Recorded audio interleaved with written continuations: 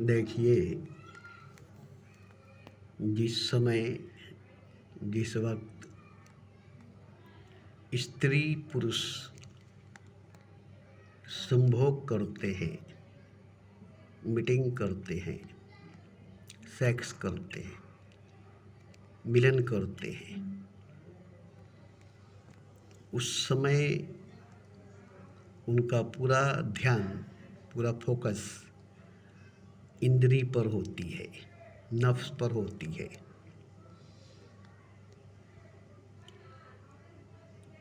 उनकी सारी शारीरिक शक्ति, जिस्मानी ताकत नफ्स में, इंद्री में जमा हो जाती है और जब वो निकलती है तो मस्तिष्क में एक नशा छा जाती है जिससे आनंद मिलती है, मज़ा मिलता है। ठीक है,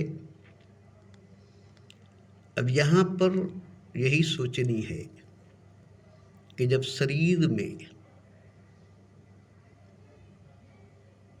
जिस्म में इतनी आनंद है, इतना लज्जत, इतना मज़ा है, तो शरीर के अंदर, जिस्म के अंदर वो भी है, आत्मा भी है। तो जैसे स्त्री पुरुष के शरीर मिली, जिस्म मिला, औरत मर्द का,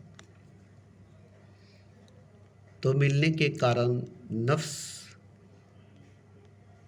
के जरिया, इंद्री के जरिया जो आनंद मिली, जो स्वाद मिला, जो लज्जत मिली, वो तो आप जानते ही हैं।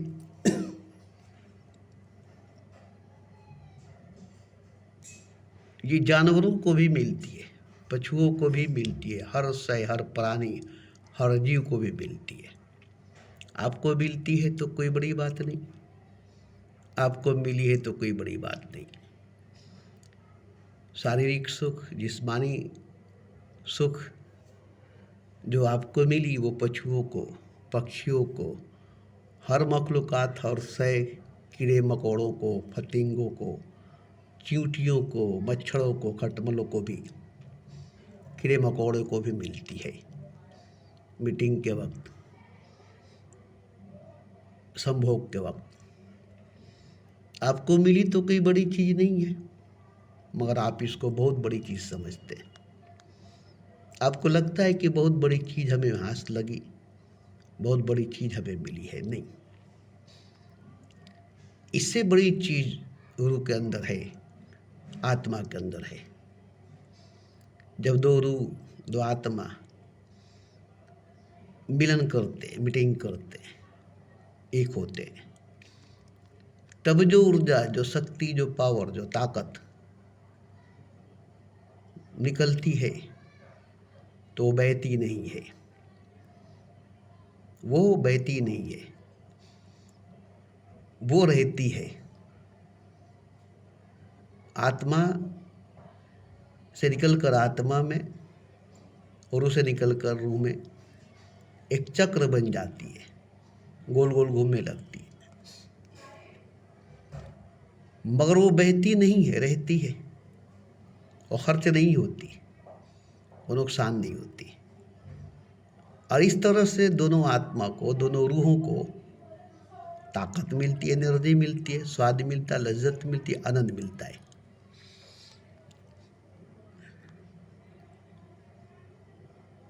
तो स्पिरिचुअल मीटिंग में, आध्यात्मिक मिलन में, रूहानी मिलन में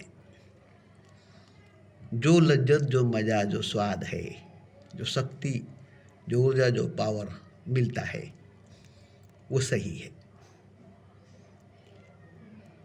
इसी से अंदाजा लगे कि मिट्टी की जिस्म, एक मिट्टी का शरीर, हाड़ मांस हड्डी गोश्त के, खून से बनी हुई, अनाज से बनी हुई शरीर में, जिस्म में जब इतनी लज्जत, इतनी मजा, इतनी आनंद मिलती है, तो रूह जो है, आत्मा जो है, वो तो मिट्टी की नहीं है, उसमें तो खून, उसमें तो अनाज नहीं है। तो उसमें जो लज्जत, उसमें जो आनंद, उसमें जो मज़ा है, वो आपको एक बार मिल जाए तो दोबारा आप शारीरिक सुख के पीछे नहीं भागेंगे, जिस्मानी सुख के पीछे आप नहीं भागेंगे। एक बार अगर आत्मा से आत्मा मिल गई, रूह से रूह मिल गई, तो रास्ता खुल गई। अब सीधा आत्मा आत्मा से मिलेगी, रूह रूह से मिलेगी। जैसे जिस्म जिस्म से मिलता है, शरीर शरीर से मिलता है, अब रूह रूह से मिलेगी, आत्मा आत्मा से मिलेगी। तो देखिए, जिस्म से जिस्म मिलती है तो मिलने से एक बच्चे का जन्म होता है।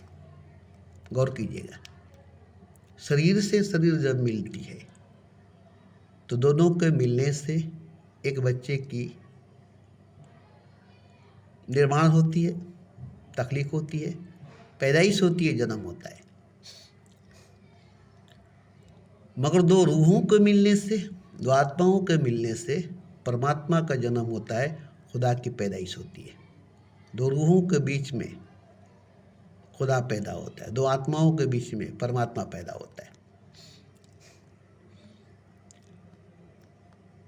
ये मैं अपनी तरफ से नहीं बनाकर बोल रहा हूँ, वह है राम के माता पिता, कृष्ण के माता पिता, नानक और मोहम्मद के माँ बाप।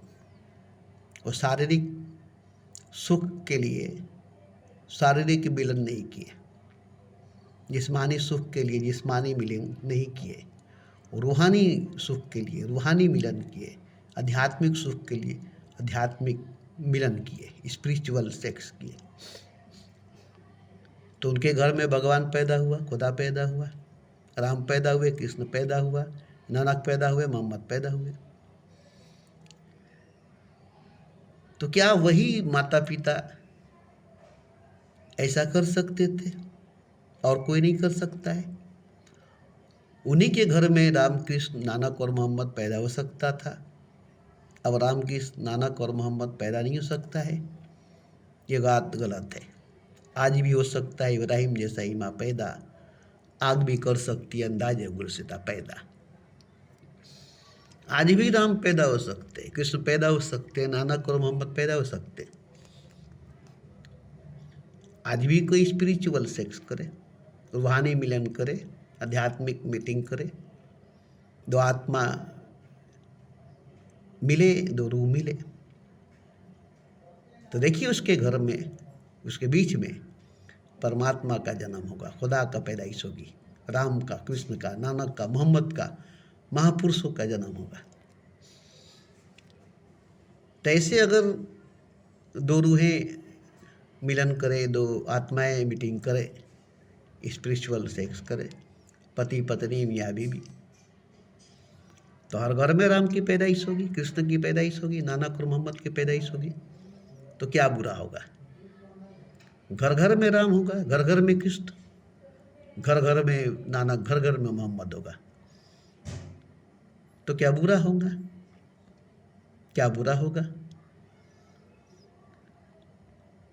तो माँ बाप अगर इस बात को गौर करे, इस बात पर जोर दे, तो आज भी हो सकता है इब्राहिम जैसा ही माँ पैदा,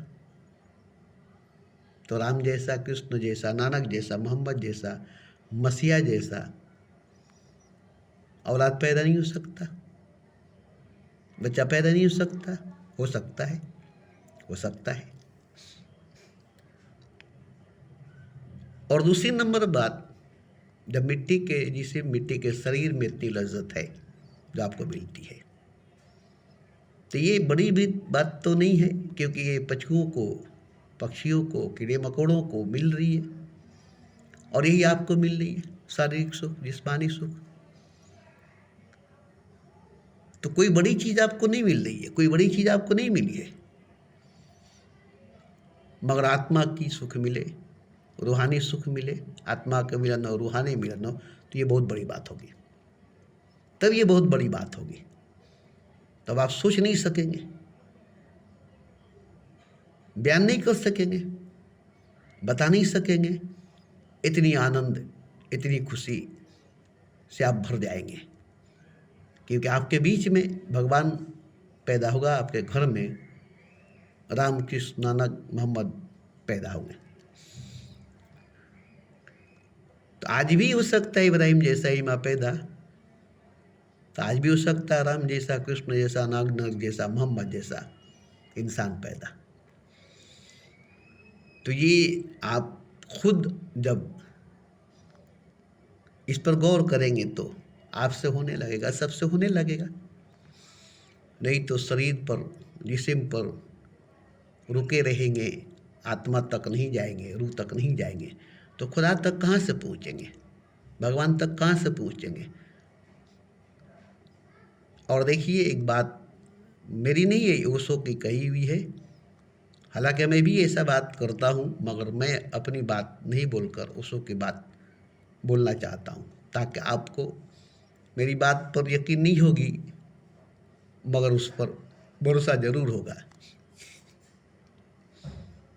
कि भगवान किसी को मिलता नहीं है।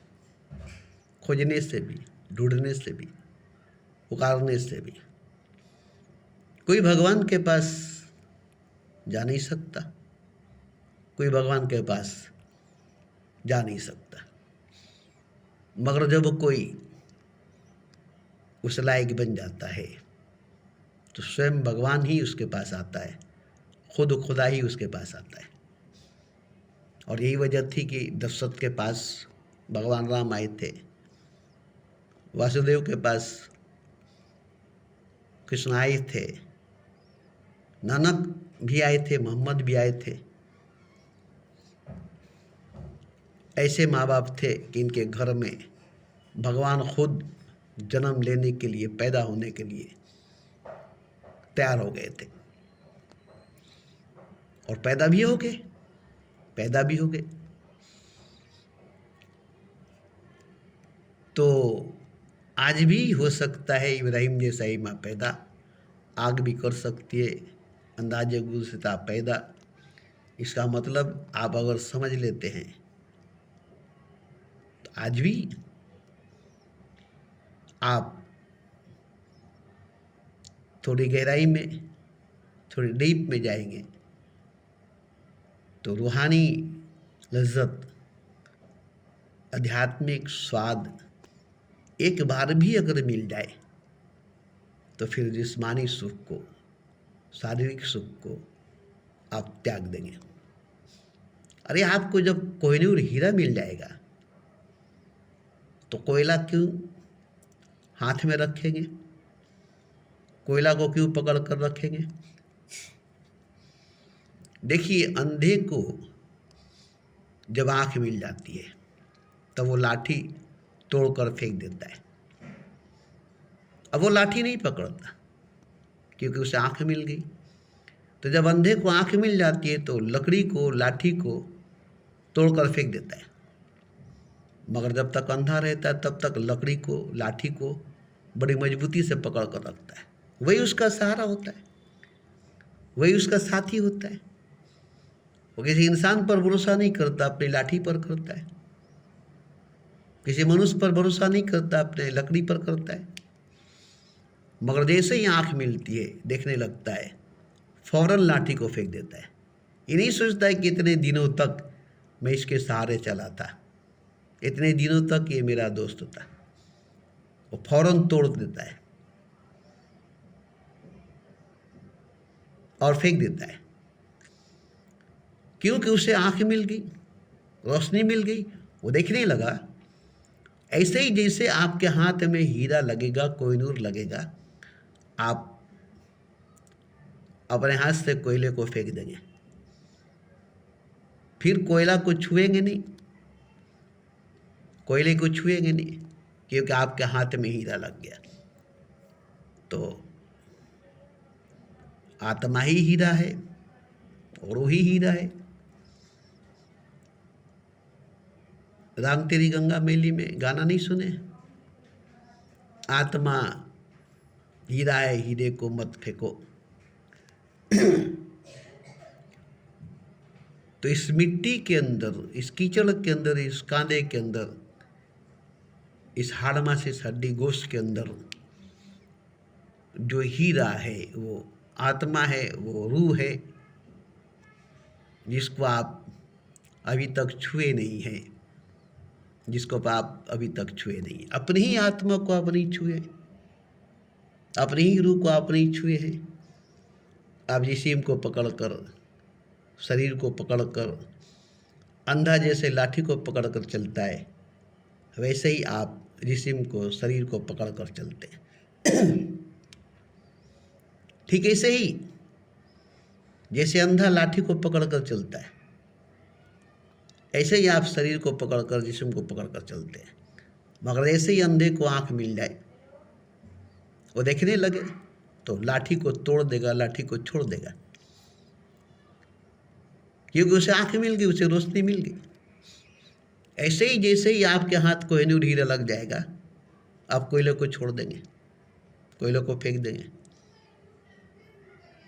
अब हीरा हाथ में लगी है ना, फिर कोयला को कौन पकड़ेगा, फिर कंकड़ पत्थर कौन बटोरेगा। ऐसे ही आत्मा जब आपके हाथ में लग जाएगी तो शरीर को आप छोड़ देंगे, जिस्म को आप छोड़ देंगे। अब रूह को पकड़ कर चलेंगे, रूह को लेकर चलेंगे।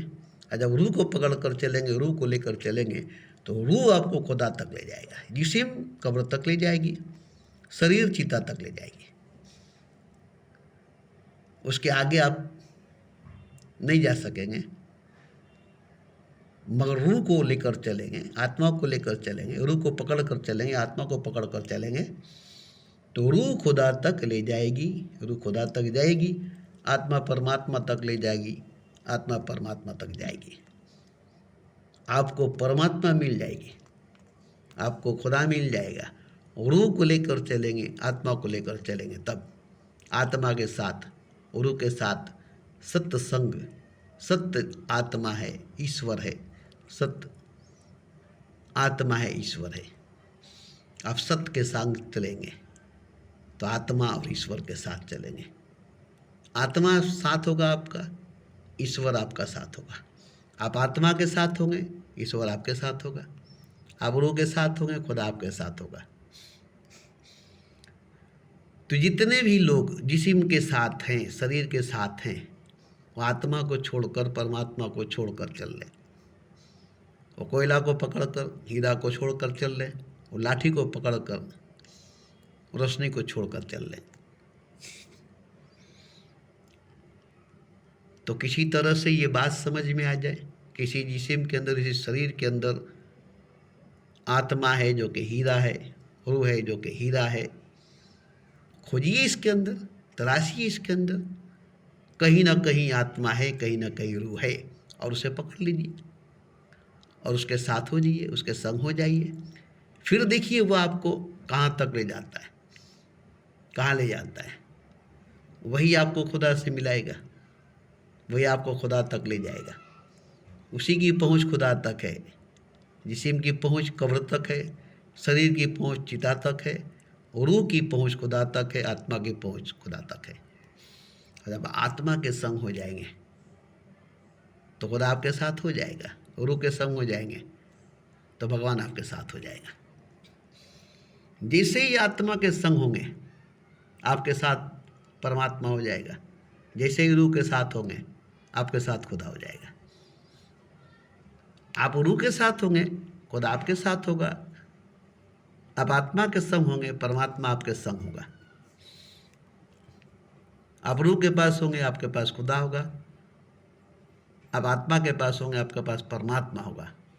मगर शरीर के पास होंगे तो संसार होगा, शरीर के साथ होंगे तो संसार होगा।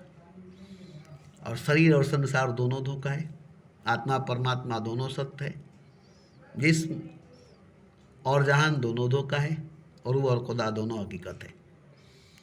तो ये गौर करने की बात है। इस पर गौर करेंगे तो फिर आप खुद ही आत्मा की तरफ, रूह की तरफ कदम बढ़ाएंगे और आत्मा को, रूह को पकड़कर परमात्मा की तरफ, खुदा की तरफ जाएंगे, परमात्मा को, खुदा को पाएंगे। ये आपके हाथ में है। ये आपके हाथ में है। जब तक जिंदा है, जब तक जीवन है, तब तक ही मौका है।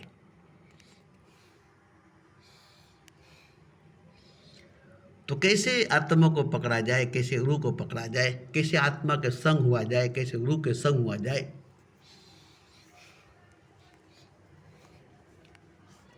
ये आपको सोचना है। ये आपको सोचना है। ये आपका काम है। ये आपका काम है। आपका जिस्म एक लाश है, हाड़ मांस है, हड्डी गोश्त है, मिट्टी का पुतला है। मगर आपकी रूह हाड़ मांस हड्डी का गोश्त का पुतला नहीं है, मिट्टी का पुतला नहीं है। वो हकीकत है, वो सच है, वो खुदा का हिस्सा है, वो खुदा का दूसरा रूप है, वो परमात्मा का अंश है, वो परमात्मा का दूसरा रूप है। तो आप ही के शरीर में, आप ही के जिस्म में आत्मा भी है, परमात्मा भी है, रूह भी है, खुदा भी है। बाहर नहीं है, बाहर नहीं है, इसी जिस्म में, इसी शरीर में है। खोजना आपको है। ध्यान से खोजिए, प्रेम से खोजिए, जैसे भी खोजिए, आपको तो जानकारी हो गई कि रूह भी है जिस्म के अंदर, खुदा भी है जिस्म के अंदर। जैसे कीचड़ के अंदर कमल भी है, सुगंध भी है, कांटों के अंदर गुलाब भी है, खुशबू भी है। ऐसे ही शरीर के अंदर, मिट्टी के अंदर, कीचड़ के अंदर, हाड़ मांस के अंदर रूह भी है, खुदा भी है, आत्मा भी है, परमात्मा भी है। और ये जीते जी जिंदगी में मिल जाए, जीते जी जिंदगी में मिल जाए, मरने के बाद दोनों से हाथ धो बैठेंगे और शरीर तो हाथ से चली जाएगी और रूह भी हाथ से निकल जाएगा, खुदा भी हाथ से निकल जाएगा। जिस्म तो हाथ से चली जाएगी, रूह भी हाथ से निकल जाएगा, खुदा भी हाथ से निकल जाएगा। ये नहीं कि मरने के बाद रूह रहेगी, खुदा रहेगा, आत्मा रहेगी, परमात्मा रहेगा, नहीं। आपके साथ जिस्म है, जिस्म साथ छोड़ दिया, आपने कभी रूह को पकड़ा ही नहीं, आत्मा को पकड़ा ही नहीं, तो कहाँ से रूह पकड़ा जाएगा, आत्मा पकड़ा जाएगा? मरने के बाद तो नहीं। जीते जी अगर आप आत्मा को पकड़ लिए, रूह को पकड़ लिए, तो जीते जी शरीर को छोड़ देंगे, जिस्म को छोड़ देंगे और शरीर ही बन जाएंगे, तर्क वजूद कर जाएंगे। अब जिस्म एक लिबास बन जाएगी, शरीर एक लिबास बन जाएगी।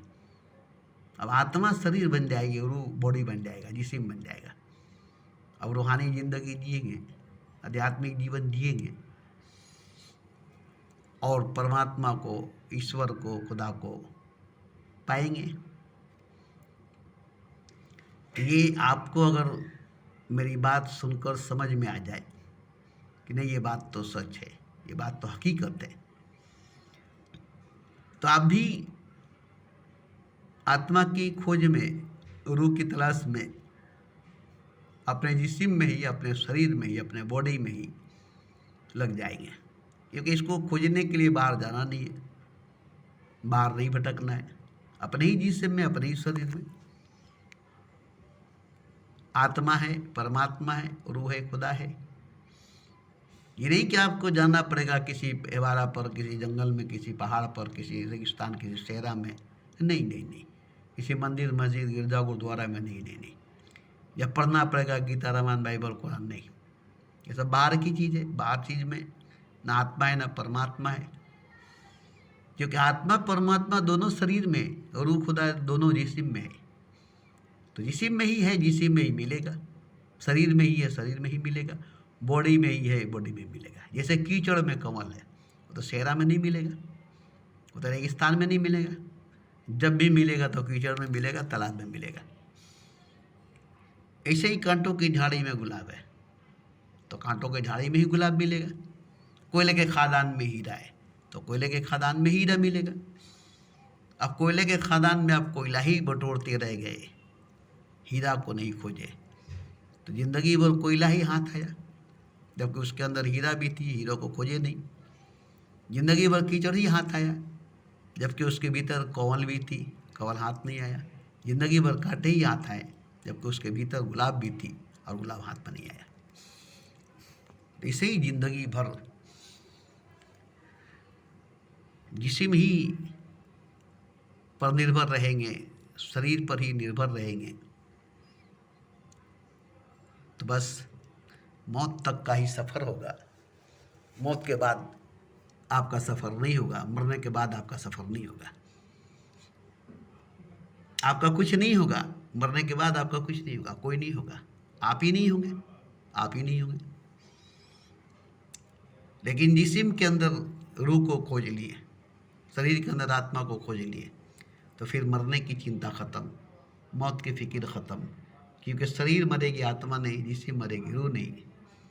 आपका सफ़र जारी रहेगी, आपका सफ़र जारी रहेगा। शरीर पीछे छूट जाएगी, जिस्म पीछे छूट जाएगी।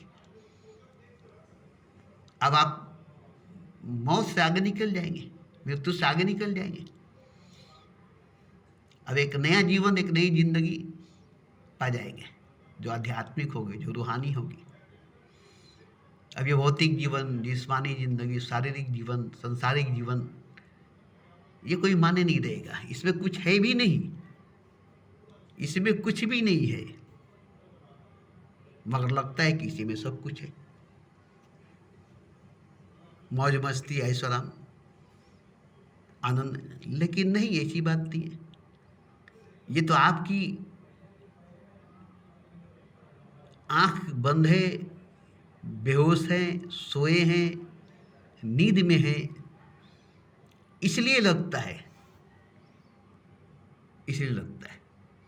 आपकी आंख खुल जाए, आपकी नींद टूट जाए, आपकी बेहोशी टूट जाए, तो फिर ये नहीं है। जैसे कंधा लाठी पकड़ कर चल रहा है, लाठी उसका सहारा है, लाठी उसकी जान है, मगर आंख मिल जाए तो फिर वो लाठी छोड़ देगा। अब वो पकड़ कर लाठी नहीं चलेगा। हीरा मिल जाए तो कोयला फेंक देंगे, कोयला छोड़ देंगे। तो ऐसे ही है, आत्मा मिल जाने के बाद शरीर छूट जाती है, और वो मिल जाने के बाद जिस्म छूट जाती है। अब ये पीछे रह जाती है, पीछे चली जाती है। अब भौतिक, संसारिक, जिस्मानी, दुनियावी जिंदगी, जैसे आप ख्वाब देख रहे हैं, जाग के सपना देख रहे हैं, जाग के, अब वो दिखाई नहीं देगी जो ख्वाब में, सपना में देख रहे थे। अब हकीकत दिखाई देगी, सच दिखाई देगा। अब हकीकत देखेंगे, सच देखेंगे। और सच में, हकीकत में ख्वाब नहीं देख सकते, सपना नहीं देख सकते। और इसी तरह से ख्वाब में हकीकत नहीं देख सकते, सपना में सच नहीं देख सकते। एक दूसरे में एक दूसरे को नहीं देख सकते, दिन में रात को नहीं देख सकते, रात में दिन को नहीं देख सकते। तो आप अगर मेरी बात को सुनकर, समझकर देखेंगे तो ये काम आसान हो जाएगा। क्योंकि मालूम हो गया कि हमारे जिस्म के अंदर रूह है, शरीर के अंदर आत्मा है, और वही सच है, वही हकीकत है। जिस्म हकीकत नहीं, शरीर हकीकत नहीं। जिस्म का सुख, शरीर का सुख पशुओं, पक्षियों, कीड़े मकोड़ों की देसी है। आपको अब ये ठीक नहीं लगेगा, अब ये अच्छा नहीं लगेगा। कहेंगे कि अभी तक हम जानवर थे, अब इंसान बने हैं। अभी तक हम पशु थे, अब हम मनुष्य बने हैं। जैसे ही आत्मा में प्रवेश करेंगे, रूह में दाखिल होंगे, ऐसे ही बोलेंगे कि अब हम जानवर की योनि से निकले, अब हम पशुओं की योनि से निकले, अब हम कीचड़ से, कांदा से, कांटों की झाड़ी से निकले, अब हम नींद से, ख्वाब से, सपने से बाहर निकले, बेहोशी से, नशे से बाहर निकले। अब आगे का सफ़र होगा, आगे दिखाई देगा, आगे देखेंगे वो जो हकीकत है, जो सच है।